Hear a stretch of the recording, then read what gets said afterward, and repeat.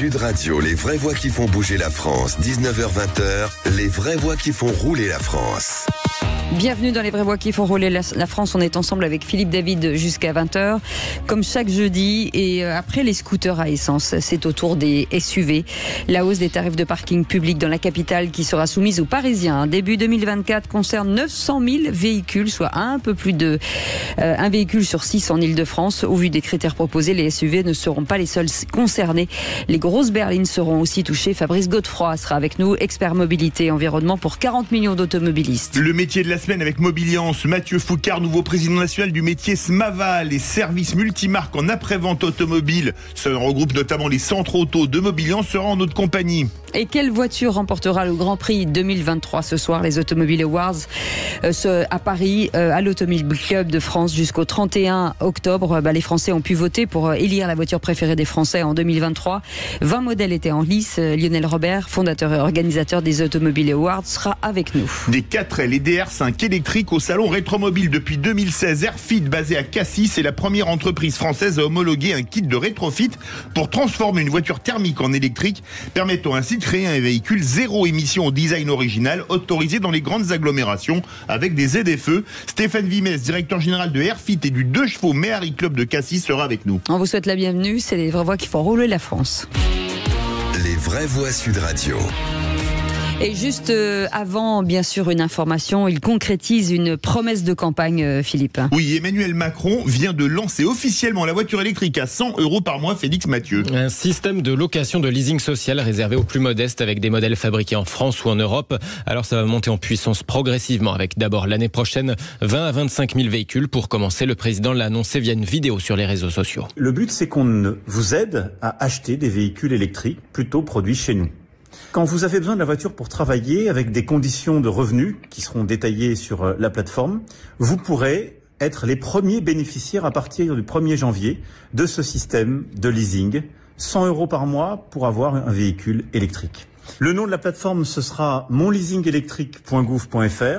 Et donc, vous y allez, vous regardez, vous verrez si vous remplissez les conditions et vous serez peut-être parmi les premiers Français à avoir accès à ce leasing et ces véhicules électriques. Le gouvernement dévoile aussi la soixantaine de modèles éligibles dès demain au nouveau bonus électrique à l'achat. Et alors, comme pour le futur système de leasing social de location, sont principalement concernées des voitures produites en France ou en Europe. Donc, 5 modèles de chez Renault par exemple, 24 de chez Stellantis, Peugeot, Citroën, Fiat Chrysler. En revanche, aucun modèle de marque ou de fabrication chinoise. Ça exclut les MG, la Dacia Spring, la Tesla Model 3 ou encore les nouveaux SUV de chez Smart. Et on y reviendra demain matin dans le Grand Matin Sud Radio de Patrick Roger. Il recevra Pierre Chasseret de 40 millions d'automobilistes et ce sera à 7h10. Merci beaucoup Félix Mathieu. Et on le disait tout à l'heure, après les scooters, c'est les SUV aujourd'hui qui sont dans la ligne de mire de la maire de Paris. 900 000 véhicules seront touchés par les tarifs exorbitants des parkings publics. Pour en parler, Fabrice Godefroy est avec nous. Bonsoir, merci. Bonsoir. Vous êtes expert en mobilité et environnement pour 40 millions d'automobilistes. J'imagine que ça vous fait sauter au plafond. Alors sauter au plafond, non, je suis pas surpris. Venant d'Anne Hidalgo, on n'est pas surpris. Ça fait partie du best-of, de la compilation anti-automobile permanente qu'on a à la mairie de Paris avec Anne Hidalgo. Alors là, ça pose un véritable problème parce que ce qu'il faut, je vais demander aux Parisiens avant d'aller voter de pas regarder uniquement l'affiche qu'on voit dans Paris de partout, parce qu'il y a une propagande qui est quand même assez forte. On parle du 4 février, on voit déjà des affiches de partout depuis déjà quelques semaines. Qui lisent bien le document parce qu'il y a un site internet sur lequel on peut regarder. Alors déjà, il y a un truc qui m'a choqué dans les premières lignes, c'est qu'il y a marqué que la votation a pour but de faire adresser un message aux constructeurs automobiles. Donc, c'est-à-dire, en fait, elle veut dire, voilà, on va réduire la possibilité de rouler en SUV et ça fera un message aux constructeurs de fabriquer moins de SUV. Mais en fait, c'est pas les constructeurs qui ont payé l'addition. Là, c'est des automobilistes qui ont acheté un véhicule qui n'était pas un stupéfiant interdit à la vente, faut quand même bien se rendre compte, et qui vont être discriminés, qui ne pourront plus rentrer. En plus, en grande majorité, ça va être des franciliens. Bien sûr. Donc ça, c'est un problème. Mais Fabrice Godefroy, est-ce que ça va pas poser un problème de légalité? Est-ce que, par exemple, la région Île-de-France pourrait faire un recours juridique? Parce qu'on va faire une discrimination. Celui qui habite à Boulogne-Billancourt ou au Lilas, il va rentrer dans Paris, il va devoir payer plein pot, alors que celui qui habite Paris ne devra pas. Est-ce que, de la part de gens qui hurlent tout le temps la discrimination, ça pose pas question quand même? Le problème, c'est qu'alors déjà, effectivement, c'est ce que je disais, c'est-à-dire que aujourd'hui, on parlait du nouveau leasing social, du nouveau bonus, il y a un malus sur le poids du véhicule qui va se renforcer en 2024, qui va passer d'une tonne 8 à une tonne 6. Donc là, en connaissance de cause, les gens qui vont acheter ces véhicules-là vont savoir qu'il y a un malus supplémentaire. Là, c'est pas le cas. C'est des voitures qui ont été achetées. Et effectivement, ceux qui vont être le plus touchés, c'est les Franciliens. Mais pas que les Franciliens, parce que toujours pareil, regardez le site internet, il est marqué que les résidents parisiens stationnant dans leur zone de résidence.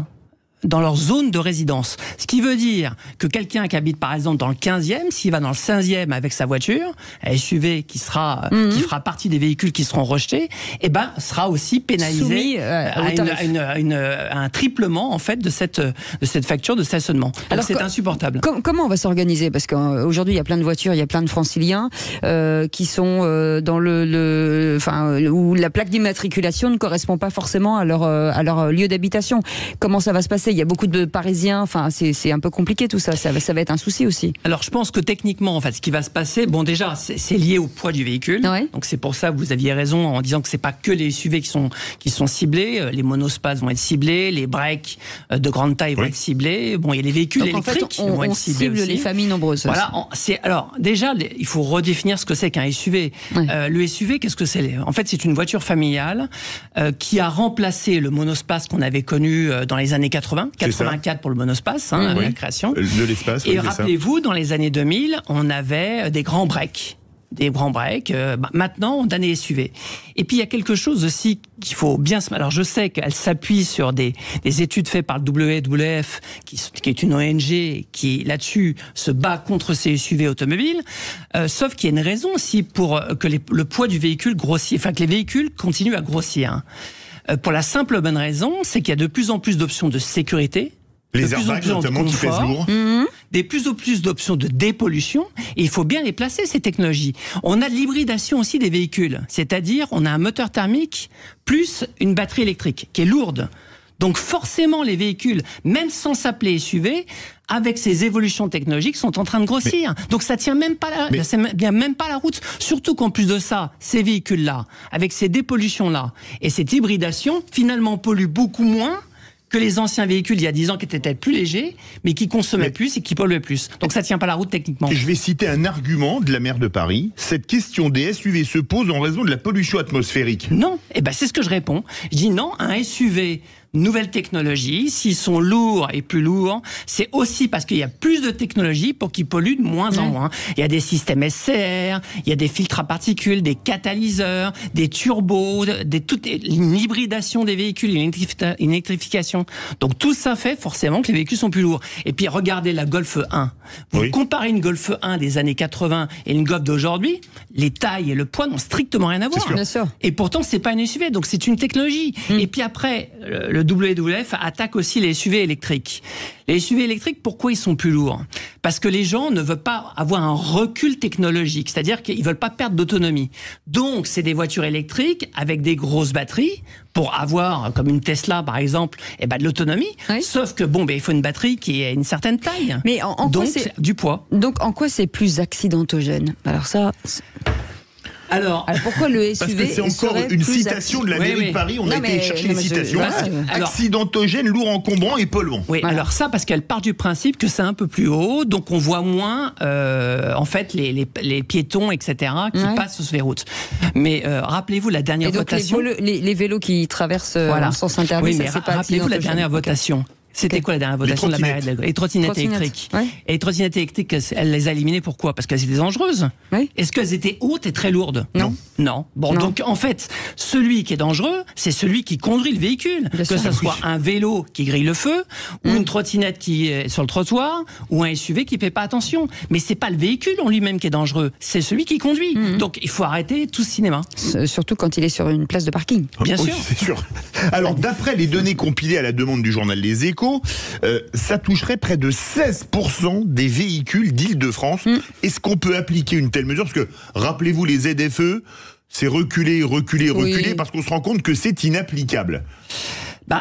On peut se poser la question. Alors, c'est clair que les zones de faible émission, rappelez-vous, plus de diesel en 2024. Vous vous rappelez de ça? Elle l'avait dit, Anne Hidalgo. C'est dans 15 jours. Donc, dans 15 jours, 60% du parc roulant ne roule plus dans Paris. On fait quoi? C'est très clair. On en fait quoi surtout? Effectivement. Bon, là, le problème, les SUV, il y a une votation qui va se faire. Mais vous y croyez, vous? Vous pensez que sur cette votation, ça va voter contre les SUV? Moi, le problème, je peux en parler d'une façon très à l'aise parce que je suis parisien. Que personne ne vote pour les trottinettes, voilà. Mais les SUV... Oui, mais moi, le problème, je peux en parler avec liberté. Je suis parisien, donc moi, je veux bien autour de moi. Quelqu'un qui est parisien, qui habite dans Paris, qui travaille dans Paris, à la limite, il peut se passer de voiture. Bien sûr. Oui. Donc, à la limite, il est content. Le problème, là, c'est que Paris, déjà, c'est la capitale.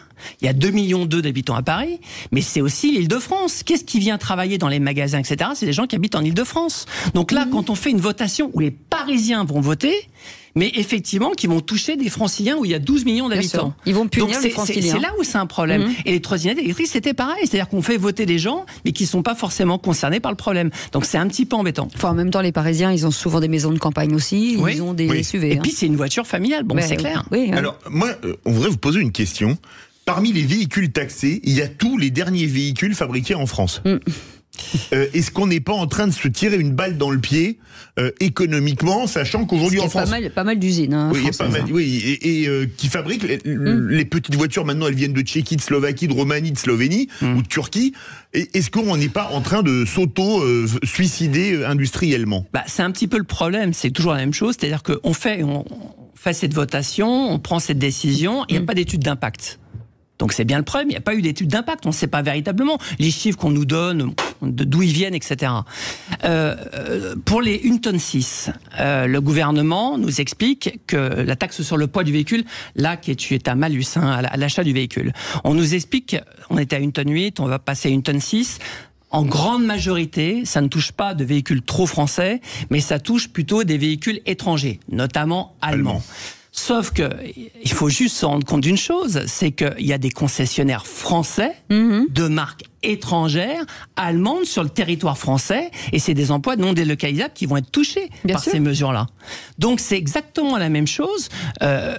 Pourquoi les véhicules français risquent d'être touchés à un moment ou à un autre? C'est pas tout ce que j'ai expliqué au départ. C'est-à-dire que effectivement, les véhicules vont finir par grossir. Donc au départ, on va peut-être partir sur les 16%. Bon, ça c'est ce qu'elle annonce en termes de pourcentage.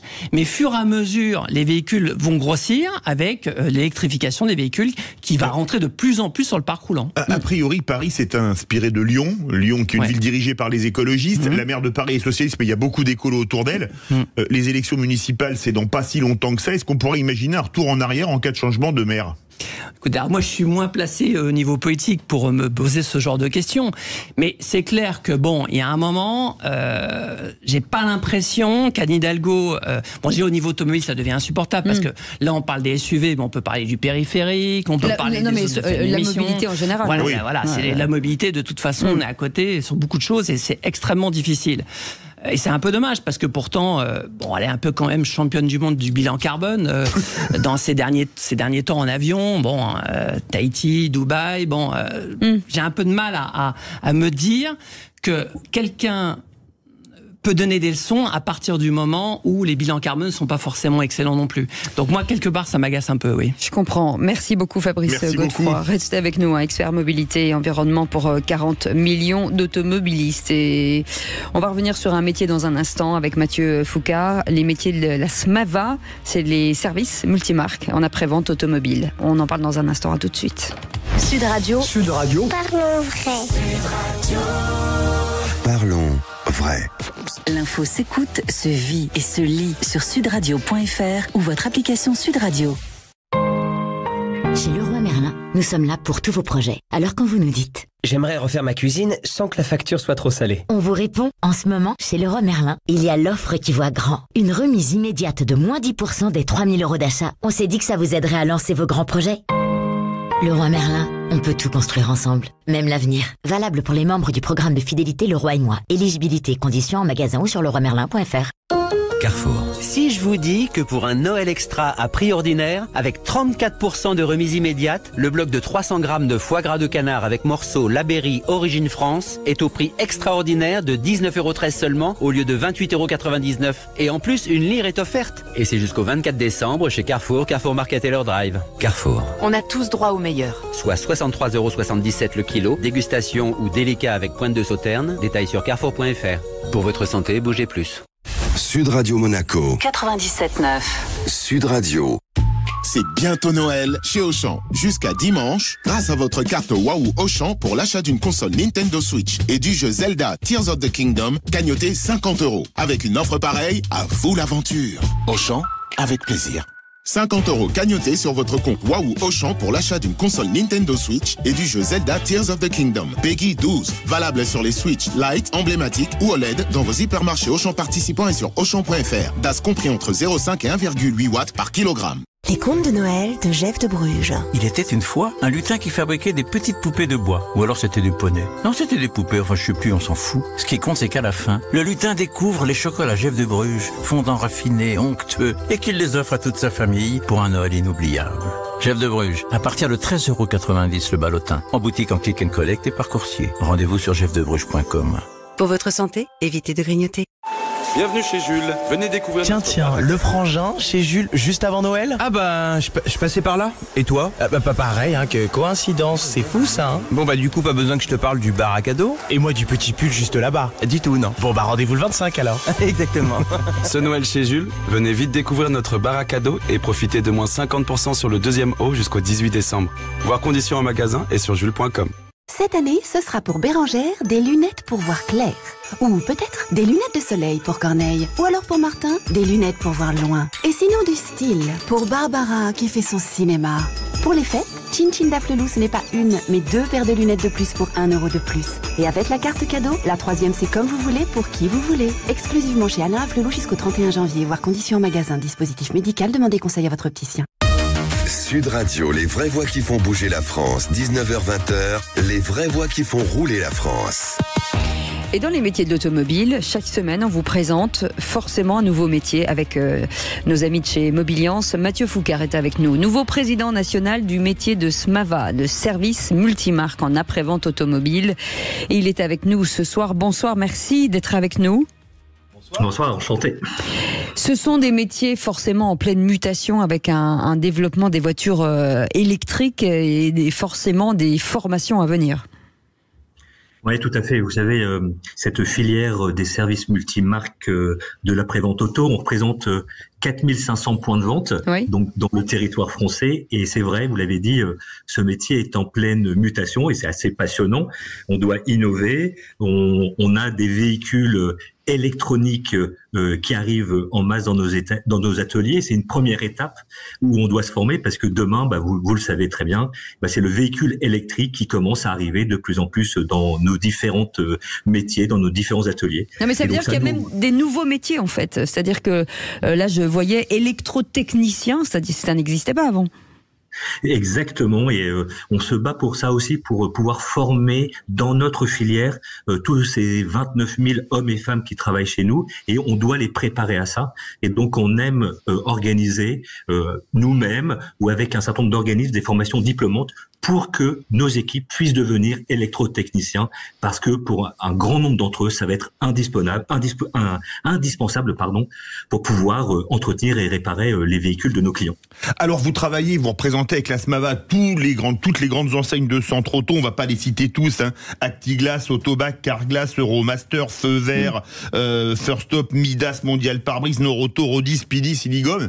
On va pas tous les faire, mais il les fait quand même. Non, mais je les ai pas tous faits, j'ai arrêté. Je les ai pas tous faits, j'ai pris que les plus gros, désolé. C'est un secteur d'activité très important, 29 000 salariés, et vous devez avoir des compétences sur absolument toutes les marques. Exactement, ça c'est une de nos grandes particularités, c'est que, et parfois nous-mêmes on l'oublie, on est totalement multimarque, on est capable de recevoir tous les types de véhicules. Donc il y a certaines enseignes qui vont faire que du véhicule léger, mais toutes les marques. Et après, vous avez aussi du véhicule agricole, du camion, etc. Donc oui, on est absolument multimarque et donc on doit être capable d'entretenir et de maintenir l'ensemble de ces véhicules. Ouais, et vous avez un rôle clé quand même sur la décarbonation de la mobilité aujourd'hui. Ouais, ça c'est un de nos grands sujets. Vous l'avez entendu, vous en avez souvent parlé. La voiture, le véhicule a été souvent décrié. Ça pollue, etc. Et c'est une part importante des gaz émis. Or, on le sait, les véhicules, on en a besoin. Il y en aura toujours. Évidemment, ça sera utilisé un petit peu différent. Vous avez souvent parlé de Paris et de sa région. Il y a évidemment énormément de millions de Français qui sont aussi à l'extérieur de Paris et qui ont besoin de se déplacer. Et donc nous, on a une responsabilité, c'est comment on peut aider nos clients à décarboner leur mobilité, leur trajet.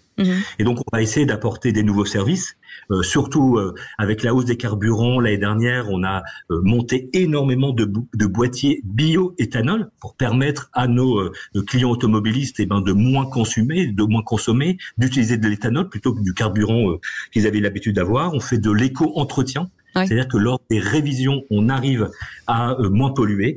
Et là, on sorte de décalaminage, c'est ça ? Voilà, il y a ça, il y a différentes techniques, mais tout à fait, c'est un des exercices que l'on fait. Et le grand sujet aujourd'hui, c'est aussi, donc là on a parlé des services, mais c'est aussi les produits que l'on va offrir à nos clients. On parle beaucoup d'économie linéaire qui doit devenir économie circulaire. Par exemple, vous savez on a des filières incroyables de recyclage. Les batteries que vous avez dans nos métiers, aujourd'hui, elles sont souvent recyclées plus de 3 fois. Donc elles sont utilisées 3 fois par nos clients. Et là, on commence un nouveau métier qui est le pneu reconditionné. On récupère l'ensemble des pneus de nos clients. On les envoie sur une usine en France.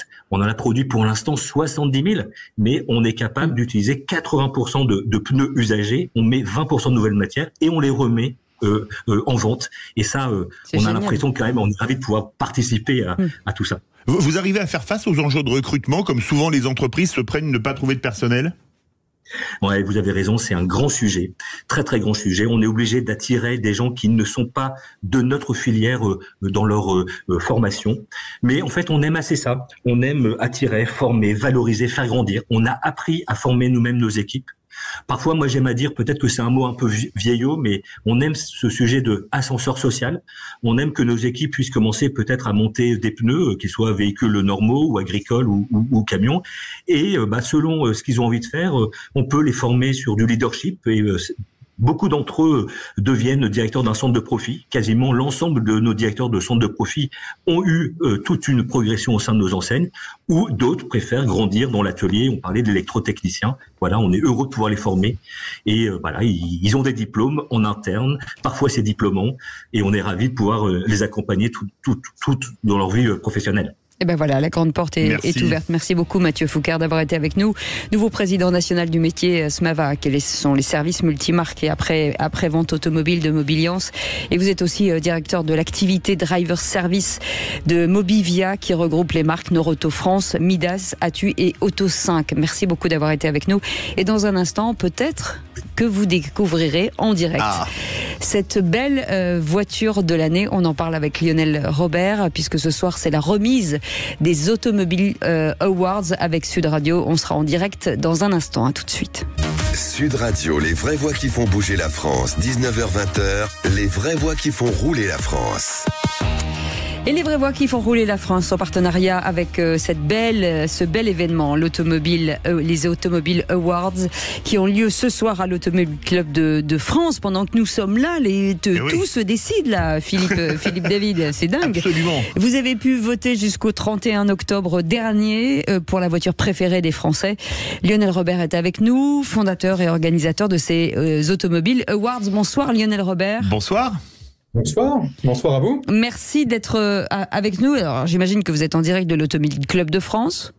Exactement, tout à fait. De l'auditorium où on vient de remettre déjà les 18 premiers prix. Alors nous, on est là, on ne sait rien, on a envie de savoir. Alors déjà, est-ce que c'est un grand cru ? Oui, c'est un cru disruptif, comme on dit. Ah, disruptif. Alors qu'on rappelle, avant de donner les réponses, on rappelle le principe de ces Automobile Awards, le nombre de concurrents et les différentes catégories.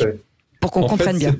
C'est un événement qui se veut être un peu les Oscars, les Césars du secteur automobile. Oui. Il récompense les constructeurs et les équipementiers les plus innovants, les plus pertinents de l'année, dans différentes catégories. En fait, il y a un jury qui se réunit, un jury à parité homme-femme qui se réunit pour donc remettre la quasi-intégralité de ces trophées. Et puis il y en a un, le Grand Prix, la voiture préférée des Français, dont vous parliez à l'instant, Cécile, et qui, celui-là, est remis et décerné par le public qui a été appelé à voter jusqu'au 31 octobre. On peut dévoiler un peu tous les prix maintenant pour les décrypter. Oh oui. Alors, on commence par le Grand Prix. Cécile, à vous l'honneur, honneur aux dames. Ah ben, je vous en prie, Philippe. Vous l'avez sous les yeux. C'est Cocorico, c'est une Française, l'Alpine A110R, qui l'a emportée avec près de 20% des suffrages. Bravo. Oui, tout à fait. Alors, elle avait déjà gagné il y a 2 ans, cette voiture. Là, c'est une autre version qui arrive, mais ça reste quand même la 110. Ça veut dire quoi? Ça veut dire que le public adore cette voiture, tout simplement, parce que... elle est très Frenchy quand même. Ah oui. Elle est très sympa. Alors, ceux qui ont la chance de la conduire n'en disent évidemment que du bien. C'est devenu presque déjà un collector. Et cette voiture plaît beaucoup, effectivement, et donc les Français en raffolent. Alors, sur la seconde marche du podium, Cocorico, encore une Française. Alors, je sais plus s'il faut dire E ou I, 3008. Un best-seller, la 3008, et c'est déjà la 3e génération là qui arrive. Oui, tout à fait. Alors, celle-là n'est pas encore sur le marché. Elle arrive juste à l'instant. La 3e génération, effectivement, 100% électrique, avec un look encore un peu plus affirmé, on va dire. Et visiblement, le succès populaire est là. Donc, on peut imaginer que la voiture, commercialement, devrait aussi bien fonctionner. Alors, 3e marche du podium, c'est une surprise incroyable. La VinFast VFB, pardon. VF8, pardon. Excusez-moi, parce que c'est tellement hallucinant que je trouve ça dingue. C'est génial. Alors en fait, quelques explications quand même. Ce principe d'élection, le public vote, mais évidemment, chaque marque est en droit, je dirais, de solliciter sa communauté pour l'inciter à voter. Et VinFast, qui a pris très au sérieux cet événement et ce vote, a su mobiliser sa communauté, principalement vietnamienne, bien sûr, puisque c'est une marque vietnamienne, qui arrive en France là, et qui arrive en Europe dans ces jours-ci, avec des véhicules 100% électriques, des SUV, plutôt typés haut de gamme. Donc c'est un sacré challenge pour cette marque. Et visiblement, elle a en tout cas réussi à mobiliser sa communauté au point de la faire monter sur la 3e marche du podium. Mais c'est un style quand même. C'est un vrai style. C'est un vrai style, oui, tout à fait. C'est aussi une audace, parce que se lancer en tant que nouvelle marque automobile aujourd'hui, faut quand même oser. Qui plus est sur le secteur de l'électrique, et qui plus est avec du SUV plutôt typé haut de gamme, c'est encore plus gonflé, si je puis dire. Et ils se le permettent. Ils ont de grosses ambitions, beaucoup de moyens aussi, visiblement. On a hâte de pouvoir essayer tout ça et les voir circuler dans nos rues. Alors, je vais faire Cocorico. La marque de l'année est encore française, c'est Renault. C'est Renault. Alors ce prix-là, c'est un prix un peu spécial puisque en fait je fais voter les directeurs généraux, les managers, les CEO comme on dit, des marques qui participent aux Automobile Awards. Et donc en l'occurrence, les 52, puisqu'il y a eu 52 marques qui ont participé cette année, les 52 DG ont pris part à cette élection. Je leur ai posé la question simplement de savoir quelle est pour vous la marque qui vous a le plus impressionné cette année, en dehors de la vôtre, évidemment bien sûr. Et c'est Renault qui est sorti en tête. Pour la 2e année consécutive d'ailleurs. Alors, pour l'art de vivre automobile, forcément, Rolls-Royce. Oui, Rolls-Royce, alors pas n'importe laquelle quand même. La Spectre. Oui, la première Rolls-Royce 100% électrique. C'est un événement. S'il y avait bien une marque qui était destinée à devenir électrique, c'était bien Rolls. C'était déjà le monde du silence avant. Alors là, je vous raconte pas maintenant. En version électrique, c'est encore pire. Puis alors un monde de luxe absolument incroyable. Bref, ça récompense, je dirais, une certaine audace, on va dire quand même, de la part de Rolls, évidemment à des prix inatteignables pour tout un chacun, mais qui mérite d'être souligné parce que ça se veut être le nec plus ultra et ça continue de l'être. C'est quand même pas évident aujourd'hui. Même chose pour moi, j'avais une passion pour la DB9, mais là la DB12 forcément d'Aston Martin en matière de design, là c'est vrai qu'on est c'est sublime en fait. Mon nom est David, Philippe David. Quand on parle d'Aston Martin. Alors, vous savez qu'il s'appelait Lionel, pour info.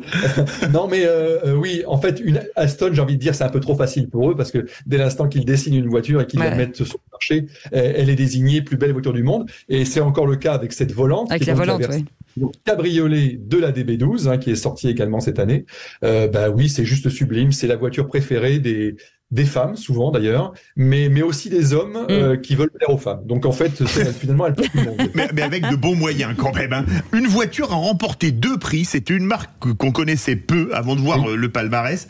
La Fisker Ocean ou Ocean, comme elle est américaine, qui a gagné le prix du SEV et celui du full électrique. Fisker, alors pour ceux qui connaissent pas, c'est un constructeur américain qui arrive en France et que certains comparent déjà à Tesla.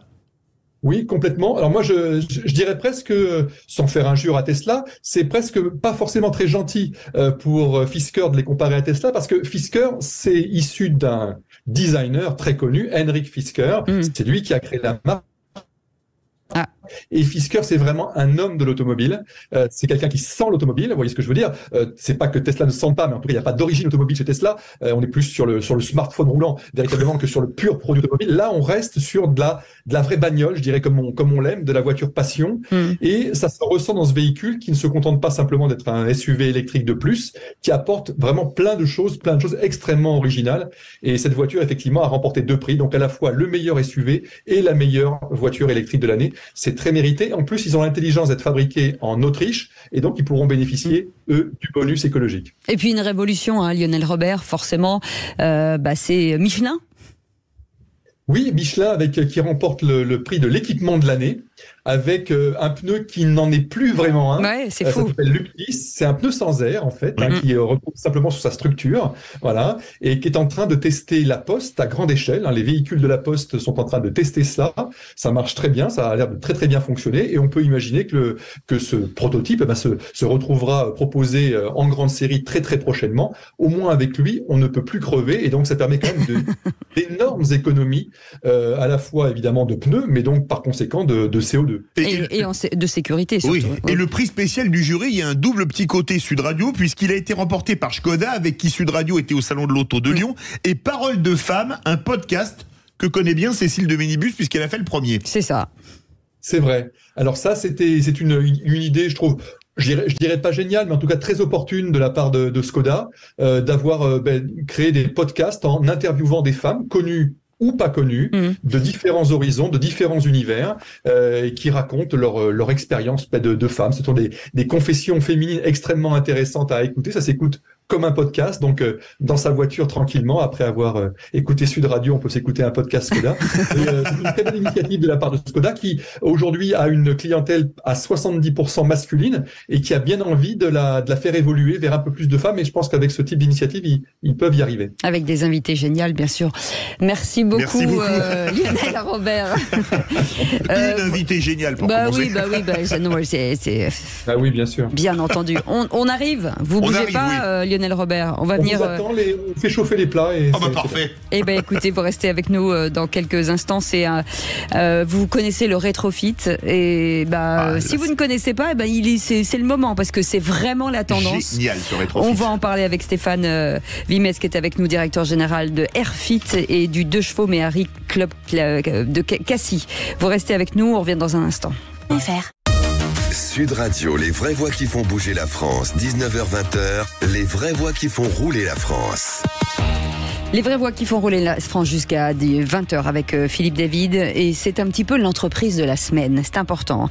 Ça s'appelle Airfit et le 2 chevaux Méhari Club de Cassis. Stéphane Vimez est avec nous, donc directeur général de cette belle entreprise. Si vous ne savez pas ce qu'est le rétrofit, on va vous l'expliquer. Bonsoir, merci d'être avec nous. Bonsoir. C'est très à la mode en ce moment, forcément, on parle d'électricité, on parle de rétrofit. Expliquez-nous ce que ça veut dire. Le rétrofit, c'est la conversion d'un véhicule thermique en électrique. Ouais. Donc en France, on a la chance d'avoir une réglementation depuis 2020. C'est-à-dire qu'on peut convertir tout véhicule depuis plus de 5 ans, du 2 roues jusqu'à l'autocar autobus, en passant par le véhicule utilitaire, le véhicule particulier et pour nous, les voitures anciennes. Donc c'est une conversion complète, on est d'accord. Exactement, c'est une méthode de décarbonation. On parle souvent du problème du parc. On a plus de 30 millions de véhicules en parc en France. On vend quelques centaines de milliers ou millions de véhicules par an, mais il y en a 40 millions qui roulent. Donc il faut travailler sur cette décarbonation. Alors vous rétrofitez des véhicules mythiques et vintage, 2 chevaux, Méhari, R4 et R5. et y compris 2 chevaux fourgonnettes, dites-nous tout. Ah, c'est une niche, hein, mais pourtant il y en a beaucoup. Hein. Oui, alors effectivement, dans le rétrofit, il y a toute la partie très sérieuse sur les véhicules utilitaires, les artisans commerçants, ces choses-là. Nous, on fait la partie plus fun. On dit souvent, c'est Arnaud Belloni qui l'a dit une fois, il a dit le rétro rigolo. Nous, on est plutôt là pour faire sourire les gens. Et en fait, ça part pas que de la contrainte du ZFE, ça part du fait que l'observation, c'est que moi, je suis un passionné de voiture. J'ai essayé d'élever mes enfants dans cette passion et ils ont une distance et une relation à l'automobile qui est très différente de la mienne. Et en fait, en projetant ça, je me suis dit, mais les nouvelles générations, comment on va pouvoir les amener à continuer à conduire nos belles autos? Et un peu, c'est ce qu'on fait, c'est qu'on a des véhicules qui attirent toujours le sourire, qui sont séduisants d'un point de vue design pour les populations les plus jeunes. Par contre, elles ont de la réticence parce qu'effectivement, ça pollue, mais surtout, ça paraît plus complexe.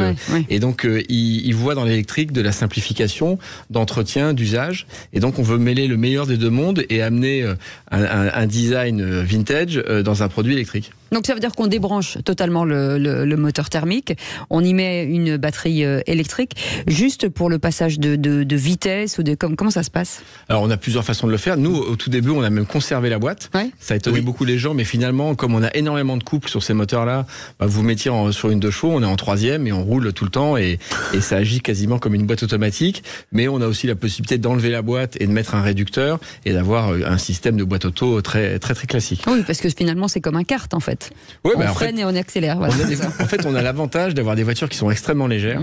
Donc, on n'a pas besoin d'emporter beaucoup de puissance et on se sert du couple du moteur. Alors, vous utilisez des moteurs électriques un peu spéciaux, des brushless synchrones. Qu'est-ce qui les caractérise? En fait, là, en termes d'innovation, il n'y a rien parce qu'en fait, dans un moteur électrique, finalement, les innovations, elles ont plus de 100 ans. Donc là, on est sur un moteur tout à fait classique qu'on retrouve dans des motos, dans des kartings. L'innovation, elle est plutôt souvent aujourd'hui dans les batteries, dans les véhicules électriques. La valeur est pas vraiment dans le moteur. On a en fait des systèmes de moteurs électriques qui sont qui s'usent pas en fait. Il n'y a pas de logique d'entretien sur ces moteurs-là. D'accord. Est-ce que ça veut dire aujourd'hui que la valeur de ces véhicules prennent encore plus de valeur forcément? Alors, quelque part, on peut considérer. Alors là, vous êtes dans un débat un peu tendu. C'est que vous avez les passionnés de voitures de collection qui vont dire, bah non, vous leur retirez leur rame. Mais on garde le bon vieux moteur à refroidissement par air de la Dodoche qui fait un bruit mythique. Exactement. Et donc, alors là, nous, ce qu'on offre, c'est le choix. C'est-à-dire qu'en fait, il y a des gens, s'ils veulent continuer à rouler en 2 chevaux, on a toutes les pièces pour les entretenir. Quand on fait un rétrofit, on récupère le moteur, on fait de l'économie circulaire, on les refait à neuf et on peut leur offrir de continuer dans des moteurs refaits à neuf et qui sont moins polluants du reste. Et puis on a ceux qui veulent rouler en électrique. Là, on leur offre cette possibilité de rouler en zéro émission. Donc le débat de l'électrique, valeur ou pas valeur. Alors moi je dirais qu'on remet de la valeur parce qu'on lui remet une chaîne de traction électrique et on en fait un véhicule qui est utilisable au quotidien. Oui, puis on en fait une deuxième vie surtout. Exactement. Alors que ceux qui ont la voiture, la vision patrimoniale vont dire, bah non, vous lui enlevez cette vision-là. Quand on voit votre site... Donc il faut en avoir 2. C'est ça. Oui, non, mais vous dites que vous avez des plus écologiques, des plus économiques, des plus techniques et des plus plaisir. C'est un mélange de tout ça? Ouais, mais c'est surtout du plus plaisir. C'est que, en fait, on a des clients aujourd'hui qui avaient une attirance pour ces 2 chevaux sur 4L, CR5, qui sont quand même des icônes de la production automobile française, qui sont un peu pour beaucoup leur Madeleine de Proust, mais qui n'osaient pas franchir le pas en se disant, non, c'est trop compliqué, je vais pas m'en servir. Et le fait de les passer à l'électrique, on a une simplicité d'utilisation, ils peuvent la prendre au quotidien. On retrouve des gens qui prennent une 2 chevaux sur leur trajet domicile-travail dans Paris et qui retrouvent un vrai plaisir de conduire. Donc c'est un petit peu ça qu'on apporte, c'est ramener le sourire sur le visage des gens quand ils sont au volant de leur voiture. Est-ce que ça veut dire que c'est plus fiable aujourd'hui de rétrofiter parce que ce sont des moteurs qui sont quand même très anciens sur des voitures d'origine, donc aujourd'hui on risque moins de passer au garage régulièrement? Oui, en fait on a des véhicules qui sont plus fiables et en plus plus faciles d'entretien parce que c'est le point commun à tous les véhicules électriques, il y a beaucoup moins de pièces d'usure et donc c'est sûr que de ce point de vue-là on a un avantage. Il y a des modèles, pardon Philippe, il y a des modèles ou des marques qui sont rétrofitables, je ne sais pas comment on dit. Alors, plus difficile, peut-être. Plus difficile, en fait, c'est économique, c'est qu'en France, on a un cadre juridique qui est super parce que ça permet de faire du rétrofit en série. Par contre, il est contraignant, il faut faire une homologation. Et donc, avant de le faire, vous vous assurez qu'il y a un parc roulant existant. Oui. Donc, en fait, le filtre principal, c'est que les voitures très rares, très chères, on va non seulement pas les rétrofiter parce qu'il y aura probablement pas de clients, pas de candidats à le faire, mais surtout, il y a tellement peu de véhicules en circulation que économiquement, ça n'a pas de sens. Alors, en lisant votre site, on peut rétrofiter des 2 chevaux et même des 2 chevaux fourgonnettes. Ça rappelle des souvenirs d'enfance pour les quinquagénaires. Mais ça marche, a priori, que sur les 2 chevaux 6, pas sur les 2 chevaux 4. Pourquoi ? Alors, parce qu'en fait, ceux qui ont connu les 2 chevaux à l'époque. Ouais, en fait, c'est qu'en France, là, c'est la réglementation. On a une homologation par type véhicule. D'accord. Donc, aujourd'hui, on l'a fait sur la 2 chevaux 6. Alors, on pourrait faire une extension d'homologation pour l'étendre à 2 chevaux 4, mais pour l'instant, on avait pris le véhicule qui était le plus présent dans le parc roulant, comme on fait aujourd'hui, comme on l'a fait pour la R5, on a pris la version GTL qui est la plus présente dans le parc. Alors, il faut dire qu'il y a des aides là, sur ce rétrofit aujourd'hui, c'est comme les boîtiers bioéthanol dans certaines régions. Combien ça vaut aujourd'hui en moyenne de faire rétrofiter une voiture ? En gros, alors nous, on embarque des niveaux de batterie assez faibles, on est sur 10-11 kWh parce que les gens n'ont pas un besoin d'autonomie très long. Donc, ça correspond à combien ? 90 km d'autonomie. Okay. Donc on est sur du trajet urbain de tous les jours. Et donc là, on est sur un prix moyen qui est autour de 15-16 000 euros, pause comprise. Et là, on a une prime à la conversion, alors jusqu'au 31 décembre, parce que ça va changer. On ne sait pas encore, mais il y a une prime à la conversion de 5 à 6 000 euros en fonction de... Ce qui n'est pas négligeable. Qui n'est pas négligeable. Et puis, viennent s'ajouter à ça, dans des environnements ZFE, il y a une prime ZFE de 1 000 euros. Et après, il y a des primes régionales qui sont variables. Et vous avez 16 points de vente en France. Vous dépassez à combien, à le moyen terme, court moyen terme ? En fait, on a vu tout à l'heure la partie mobiliance après-vente. Évidemment, c'est un partenaire de choix parce que tous ces réseaux d'entretien-réparation, ils cherchent des compléments d'activité. Et donc, on a une capillarité énorme en France. Et c'est sûr que l'idée, c'est d'être au plus près du client. Donc, si demain, on voulait couvrir correctement la France, il faudrait une centaine de points de vente déjà. On vous le souhaite. En tout cas, merci beaucoup Stéphane Vimès d'avoir été avec nous, directeur général de Airfit. Vous pouvez aller visiter leur site, c'est super. R-FIT et du 2 chevaux Méhari Club Cassis. Merci beaucoup d'avoir été avec nous. Merci à vous. On vous retrouve demain à partir de 17h. Absolument, c'est on retrouve demain à 17h. Tout de suite, Sud Radio à votre service et ensuite les essentiels de Sud Radio. Et on embrasse bien sûr notre équipe formidable et Yann qu'on remercie pour sa participation. Merci. Il se reconnaîtra. Passez une belle soirée. Salut, à demain.